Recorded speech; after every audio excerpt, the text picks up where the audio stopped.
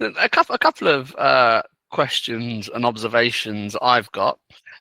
Sally and Karine, because it seems too good an opportunity to miss to criticize Google. Do you want to say anything about language support for some languages other than English on setup? Well, that's a big thing discussed a lot of times. If you have no internet connection at that time, like if you're not having your SIM card inserted, you don't have your language data downloaded through Google TTS. So it's like in some phones, when you continue setup process, you suddenly lose speech. I think one or two are included, aren't there? I'm pretty sure Spanish is, because I got a Spanish phone from one of our second-hand phone shops, and that came up talking. But I'm guessing it's only a very few what Google considers to be widely spoken languages included. Generally, the main languages are on there. So, for example, German, Spanish, Italian, and some of those languages.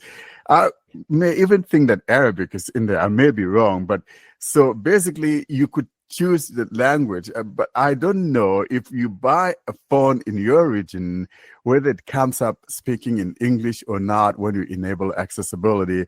I haven't done that. I'm not outside of the state, so I have no clue. Let's say, for example, someone in Turkey or someone in Lebanon, where the pretty young lady is at, and you buy a new phone and you turn it on and you enable accessibility. I'm not sure if it comes up talking in English or if it comes up talking in your local language. Sally, help me out. Like it's changed in Samsung. I installed my S25 Plus. At the first stage, it came speaking in Turkish, so that's a good step there. But I'm not sure about the other phones running stock Android or their own customizations, but on Samsung it's changing these days. I can see a lot of languages coming pre-installed, like even Vietnamese or Indonesian. But on Google, I can see certain languages like English, Spanish, French, Portuguese, Italian, German, and French. Are you sure those are the only languages? Those are the only languages on the Pixel when one taps on the languages? Well, not for Pixel, because I haven't tried it with a Pixel, but others like Xiaomi or others are just like that, because they are using Google's TTS for the startup. But I'm not sure for Pixel, as I said. Okay, I see what you mean. Yeah, so this is one of those things. And like I always say, though, frankly, I think the most important thing is maybe you shouldn't have your SIM card in there, because if you have your SIM card in there and your language is not supported without downloading it, without the phone having access to the internet, you're going to be dead in water. And of course, if you don't speak any English at all, for example, and it comes up in English, it's not going to help you either. But I think that the thing is to not put in a SIM card, because it will be looking for stuff in your region and you're not connected to the internet and you are not going to have TTS output. So personally, I don't have any issue with that, because I always use English and I never insert the SIM card before doing the setup. So this is something that I'm used to since many years. So, but the thing is, actually, if you have, for example, a language that the English TTS engine can't read, here will be a bigger problem. So, for example, if it tries to use English, but your language is Arabic, it can like Russian maybe TTS, too, right? I think, yeah, any language that doesn't use the Latin. I mean, like Turkish, it should be okay. I mean, it should try to read. Yeah. Mm-hmm. But like Arabic, like Chinese, so those languages, Google TTS will just be silent when dealing with those languages. So this would be a bigger problem. Well, I think that Google should implement the solution of having all of the available languages, especially that already the TTS engine, the voice data isn't that big. So they could just include, and the system should just like install on the fly the engines or decompress them when it detects the language that you're going to use. So this should be the best solution. This should be on all phones. So people who can't use English or whatever problem happens, or if it detects that it's using, for example, another language because you have inserted your SIM card, so you shouldn't be like thrown in the cold. So this is what should happen. Karine, that reminds me of a day when I got my Nexus 5, which was a Google phone. When I first installed it, it was able to speak in ASpeak using Turkish. I mean, that was kind of good because in those days, Google TTS has no support for Turkish, so it was using eSpeak. eSpeak? Yeah. You mean, wait, did Nexus 5 have eSpeak? I mean, when I like had the phone for the first time, like it was like 2014, and those days Google TTS had no Turkish voice. So when I installed my phone, like it first started with an English TTS, and when I chose Turkish, eSpeak guided me. Are you sure? I remember that they were using Pico. Yeah, that was eSpeak though, like eSpeak voice. Maybe they were using Well, eSpeak for Turkish. The Pico and Pico or whatever, they both sound like eSpeak anyway, to be honest. No, the English, it's a hide wasn't. my ass TTS, as I call it. No. You shouldn't compare eSpeak to Pico in any way, because Pico Like, is terrible. eSpeak is like real good. Come on. Yeah. You think Compared to Pico Pico, yeah. is good? Oh, No. It is But I not. think It is not at all.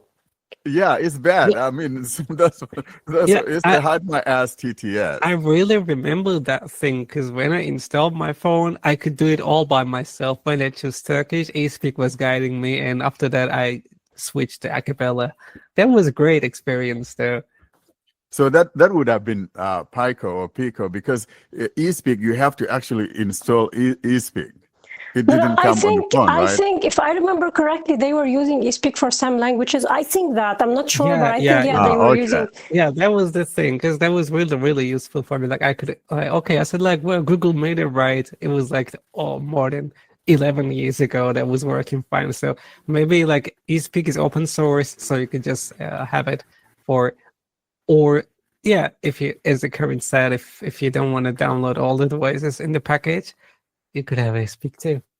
Yeah, so it really makes sense to me. If I were Google, we'll just incorporate eSpeak in there for languages that are not supported by the Google TTS. In this way, even if you have your SIM card in there, for example, you start up the phone, it will see the region where you're from, and once you turn on accessibility, eSpeak should kick in and guide you through. And should you want to change to something on later on to a different TTS after the phone has been set up, then you could go for a better quality. Yeah, that TTS was really nice. And trust me, Nexus 5 was one of the greatest phones that I ever used. Yeah. The other thing to say as well is that it's much better now, isn't it, in terms of phones likely to have TalkBack available on the setup screen. I mean, certainly in the UK, US, Europe, you're not going to buy a phone from a mainstream retailer that won't have TalkBack on a setup. You know, now that it's a system app, so that is a lot less hit and miss than it was, isn't it? Yeah. It was like super cool. Like you buy a phone and you don't know if the TalkBack is installed or not. Yeah, so definitely we have better experience now than it used to be, because as you indicated, guys, more and more languages are being supported. Because I know Arabic wasn't there. Google TTS didn't support Arabic, and I'm glad that they finally did that. So it's one of those things to be thankful for. When that happened, maybe 5 years ago. So it's not really something new. Well, but they've like the Arabic community were fighting a lot, like campaigns and stuff. I remember those days. A lot of people were like sending comments to Google saying why. Yeah, Arabic we is signed not petitions included. as well, and there were campaigns. But they created a good set of voices. I should say that about Google. I should compliment them for that, because they really created one of the best available engines on Android when it comes to Arabic. And you still don't use it? No, I do use it. I use it, of course. Karine, Okay, Karine, like, I'm gonna ask you to play a little Arabic TTS, from Google here. So this is the voice one.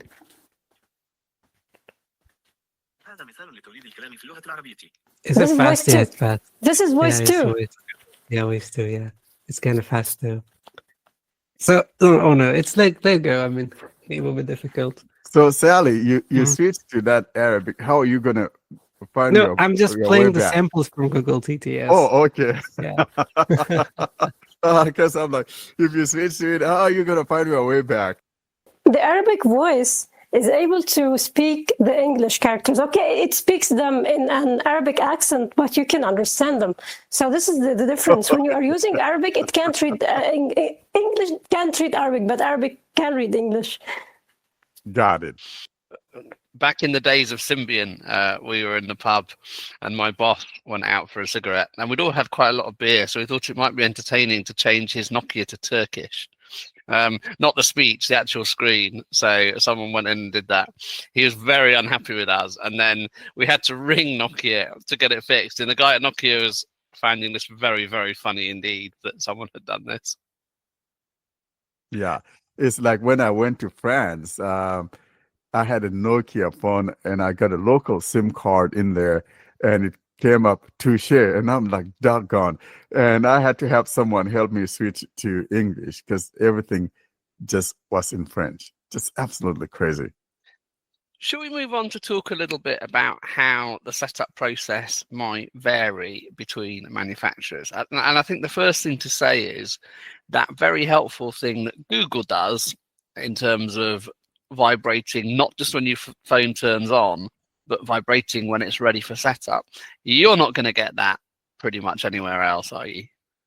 And that's a problem. Yes, that's a problem because if you're blind, and this is where sometimes a lot of people run into problems, is because they're not sure when they are on that setup screen. And it's important that these manufacturers try to find a way to implement a system whereby a blind person knows when they are on that setup screen to start setting up the process or, enable accessibility. As it is, most phones don't let you know that. And it's only Google, that heartbeat thing, the pulsating thing that I refer to as a heartbeat that lets you know you're now on the setup screen. Other than that, Samsung was the one that did something really nice. It actually would come up and say, hey, if you're blind, do XYZ to turn up or turn on accessibility. And for some reason, they backed off. This was the Galaxy S7 that has that feature. I almost fell off my chair because I got it for my wife and I turned it on and it came up talking. I'm like, there, this is how it ought to be. And then the subsequent phones, they backed off. So what should we do? Because I know they're kind of afraid someone is going to have it on. Sometimes people are kind of stupid. It already tells you, use it only if you're blind, but people get into it anyway, and then they can't find their way out. So I think that's why the manufacturers are kind of shying away from doing something like that. But I think that Fruitvale does have, no, Fruitvale doesn't either, right?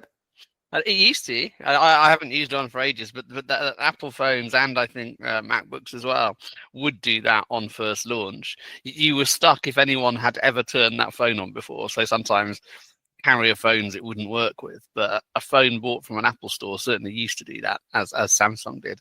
And interestingly, my Sony TV running Google TV or Android TV or whatever it is, that does. If you turn it on, it takes quite a long time. So if you haven't done anything on setup, it assumes you probably can't see the screen and powers talk back on. Yeah, so it's a problem, and I can see where they're coming from, but of course, like I always say, no one goes to bed thinking about us. So, but I'm glad that Google actually implemented that. Or if they could just make a sound, for example, letting us know you're now on the setup screen, or just that vibration, keep pulsating like Google does. I think that's good enough for me. Of course, if you don't know that, you wouldn't know that. Yeah. Or whatever that Nokia one was. Yeah, exactly. And so you've got a couple of strategies, haven't you? So what you might find yourself doing is trying to hold down those up and down volume buttons, as John said. And one of two things might happen. You might have done it too early, or you might have done it too late. And if you have done it too late, the problem you might have is that your screen might have turned off. So if you think, I really have waited long enough now, why isn't this turning on? Maybe just tap your side button and try it again. That is always the best thing to do. I would rather have my screen time out or, shut off the screen than try to activate it when it's not there. So my rule of thumb is to always wait, give it at least a minute or more, because it depends on the phone and how long it takes it to get there. So like you said, Ed, even if the screen waits and waits for you and then shuts off, at least if you tap the power button, it brings it back to life. So if you waited long enough and held down those two volumes and nothing happens, that would indicate that the screen is off. I mean, the phone is not off, but the screen is off. So at this point, just tap the power button and then hold down those buttons again, the up and down volumes again, and that should work. So I think that's better than try to do something funny when it's not quite there and wind up activating something that you are not supposed to activate. And if we look at individual setup processes themselves, perhaps predictably, the one that varies most is Samsung, isn't it? And Samsung will want to use, if you are going to transfer data from a device to your new device, it will want to use the Smart Switch app. So, Karine, what sort of job do you think the Smart Switch app does? Do you like it? When it works, yeah, but the problem is, well, I remember once it was trying to update it before doing the restoration or the data transfer, actually, but it refused to update until I think I updated it through Play Store. So it was trying to update it through Galaxy Store. It refused to do it until I did it through the Play Store. I don't know why, but yeah, Smart Switch does some weird stuff sometimes. So, but it's good when it works. It works well. It's able to transfer the data usually well. While some applications don't support this data transfer, so even if it shows you that that everything is working well, you would have to reinstall the app sometimes or clear the data. This is true for apps like Acapella, for example, and Vocalizer. I remember that I had to reinstall them from scratch after doing the data transfer. But yeah, it's good. I think I don't know if you can just compare it to what Google offers, for example. I mean, it's able to transfer all of the files, all of the stuff. So I don't know if you use the cable with the Pixel, does it transfer everything? If you use the cable, it's not going to transfer everything. I mean, it just transfers the signatures, the apps, and all of that, but it doesn't mean that it brings back all the data and all of that. The whole idea is that it speeds the process. For example, instead of taking whatever minutes, for example, when I do mine, say I'm setting up my Pixel 10 and I hook up my Pixel 9 to it, it will take me about 6 or 7 minutes to have everything up and running on the home screen. And because I enable both the Wi-Fi transfer and the cable, so it takes less time to get those things in there. But then when it gets to that home screen, of course, all your home screen is the way that you had it on the other phone. For example, all your apps and folders are there, but still the apps are being downloaded. It doesn't mean that your apps are downloaded. Even if you use the cable? Yes, even if you use the cable, it's not going to automatically bring, So it's just a matter of choice, which one is faster. But the whole idea is just to make sure that your setup, the way that you had it earlier on your other phone, remains the same. And whether you use that cable or you sign into your Google account, it's just that if you sign into the Google account, it's probably a little bit slower. But like I said, with the newer phones, you can use both the cable and the Wi-Fi at the same time. And in my case, it takes about 7 minutes and all of the stuff is there. But then it continues to download the apps in the background. So Samsung's solution is much better if we look at it after knowing this fact, because Samsung would just transfer the data offline. You don't need internet. And it will also transfer the files as well, ringtones, any media files that you have. So I think it's superior to what you get with Pixels. So I'm good with what Samsung offers, actually. Yeah. So yeah, no, if you have files, it will get the files as well. But the apps doesn't mean that the apps are functioning at that moment. No, they'll continue to download in the background. It will tell you whatever is complete, but then it's still downloading your apps from the Play Store. The thing you said about home screens is interesting, Warren, because that can depend a little bit on the phones and the launchers. So where it gets kind of interesting is if you are transferring to a phone where your launcher can't come across. So the obvious example would be Samsung to Pixel or vice versa if you haven't changed it to a third-party launcher, because obviously you can't run the Pixel launch on a Samsung and vice versa. So interesting things can happen to your home screens. In my experience, it sort of tries to bring them across, but obviously it's gonna have to be a little bit different. So you might find your mileage varies a little bit. Indeed, it does differ. For example, I noticed that for my Samsung device, even if I choose to sign in with my Google account, in order for my home screen to come back the way that it is, I have to bring back my restoration from the Samsung cloud. That way, then my home screen would be the way it was when I reset the device or when I got a new device, that's a Samsung device. And so it seems like it's only the Google Pixel phones that, for example, if you're restoring from the backup, then it'll bring up your home screen the way it was.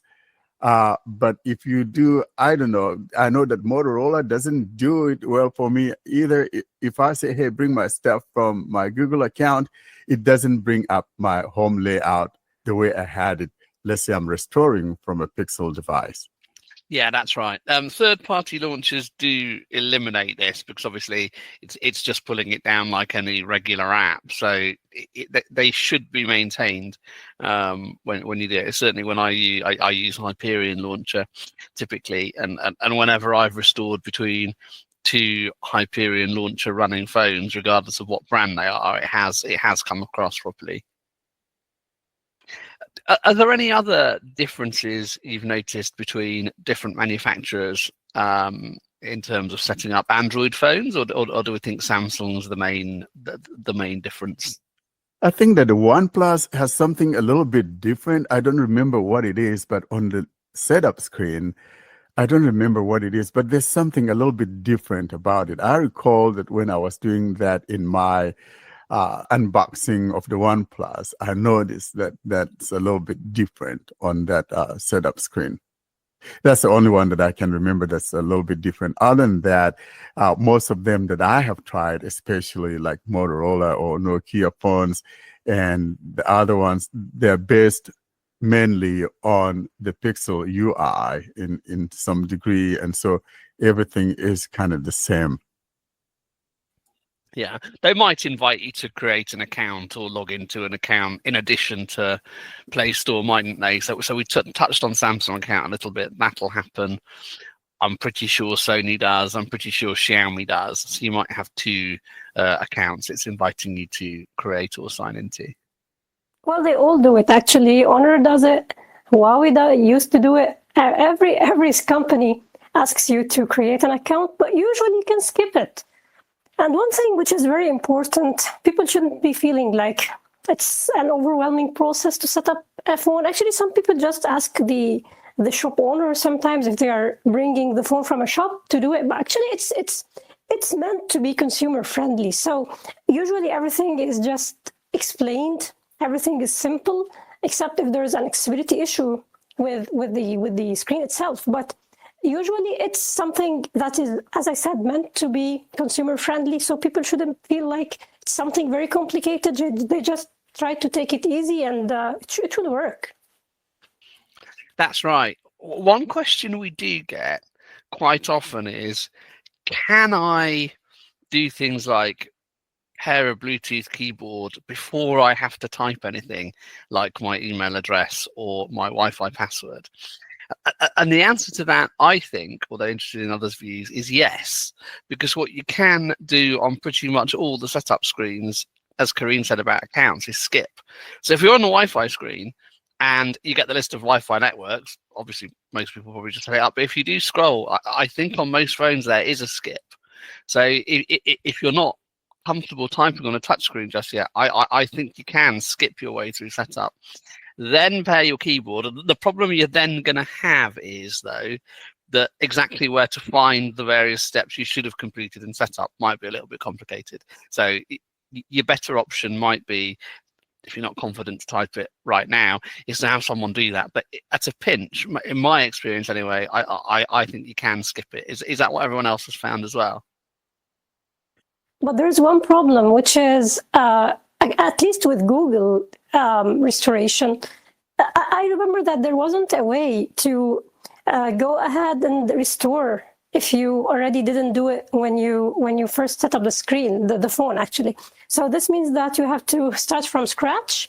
Well, I think with Smart Switch, when using Samsung, this won't be a problem because you can just run Smart Switch after the setup process and just do the restoration. But if it's still the same, well, correct me if I'm wrong, Warren, but I remember that Google didn't give you any chance or any option to do a restoration after you have passed it with the when you are on the setup screen. Yeah, so I think what Ed is saying is this, though. For example, I could decide to skip everything. You know, all I do is enable accessibility, then skip the Wi-Fi setup, skip the signing into the account or creating a new account, and just go straight, you know, just accept the licensing and all of that and just get to the home screen. And then you can pair your Bluetooth keyboard. And now, whether you're using Google Phone or whatever manufacturer it is, you go into the settings, you go to accounts and tap on accounts. First, actually go into settings and then tap on Wi-Fi and connect to the Wi-Fi. You have your keyboard already working, and then go into accounts there in the settings and tap on add account, and it will take you through the setup as though you are starting from the setup screen, and that works. Does it restore? Does it give you the option to restore? Yes, it will restore everything. Does it? Are you sure? Yes, yeah, absolutely. As sure as the sun comes up in the morning, if you do it that way, you tap add account and then you choose to sign in, and it will take you whether you want to bring your apps from another phone or from your the cloud. It works that way. I've done that way several times. Okay, so they have corrected that issue. I remember that this was the case before, so they didn't. No. The case before is that if you sign in at the beginning and you skip that restoration or backup, bringing in your backup, then you are not going to be able to get it back. But even now, if you do it the way that I just described, or if you just go like nowadays, if you just go into the settings, you go into the Google account, there's a backup or restore in there that Google already has in there. So it's different than what it was. But even without this new feature where you could say, restore my apps, if you skipped everything and didn't sign in, and you go turn on Wi-Fi and then go tap on add an account and you choose Google, it will take you through the process as though you are doing it on the very first setup screen, and you can bring your stuff in. What's really annoying is one of our second-hand phone chains seems to do this quite a lot. I think because they think it will be easier for people if something approximating a home screen comes up rather than a setup screen. So before they sell you a phone, they skip the setup. Problem for us, of course, then is obviously TalkBack won't load when you press the volume buttons. So it's sensationally annoying, and I have asked them not to do it, but I think they still do. Yeah, it makes it harder for a blind person because now you need to find someone to enable accessibility. You know, that's assuming that the volume keys are not working for you or whatever, because some devices may not do it after you've skipped all of that. But I think that nowadays we can enable accessibility even if it wasn't set up and someone just skipped through all of that. So yeah, I can see that. I've purchased some phones on eBay, for example, that the people think, oh, it would be easier for you to just skip and set it up to where it's now on the home screen. And when you turn it on, it takes you to the home screen. I don't want that. I want to go through that process of, set up the screen. So for me, if I get such a phone, I try to enable accessibility. And most of the time is if it's one of those newer phones that we have, for example, that supports, the enabling of the accessibility, even after someone has set it up, then most of the time it works. Excellent.